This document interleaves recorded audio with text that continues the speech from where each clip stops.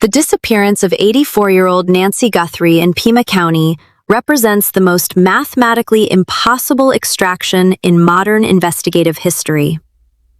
When the Pima County Sheriff's Office released the alleged ransom communications at the 6-month mark, a terrifying discrepancy regarding the true motive emerged.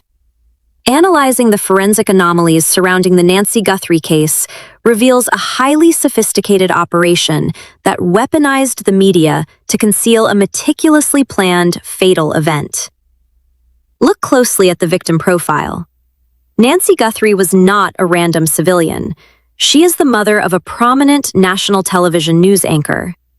You do not extract a high-profile, media-connected individual unless you are fully prepared for the immediate deployment of federal surveillance.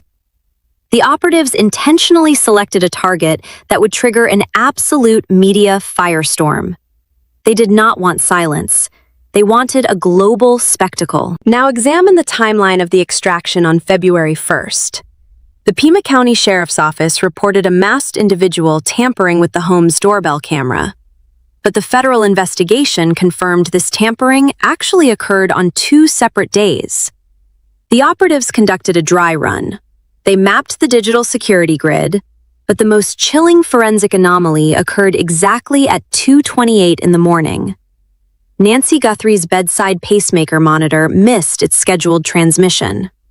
The operatives did not just cut the cameras.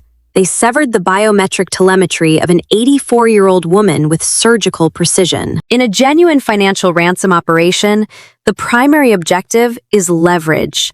But look at what did not happen in the Catalina foothills. No private demands, no proof of life, no direct contact with the family. The operatives completely bypassed secure communication channels and routed their demands exclusively through public news tip lines.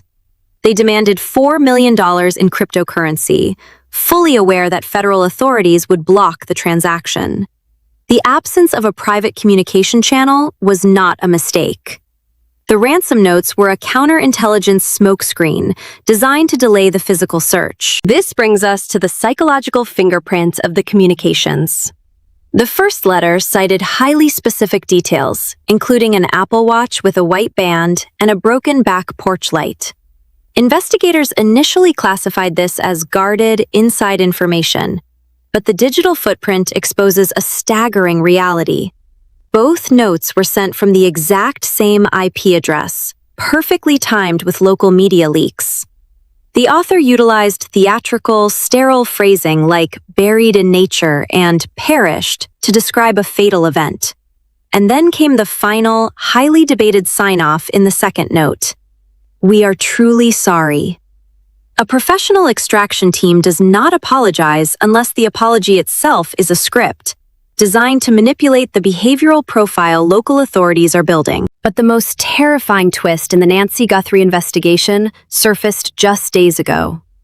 Searchers utilizing aerial drones discovered a dark tarp and bedsheets emitting a distinct odor in a desert wash off Ternero Street. This location is not random.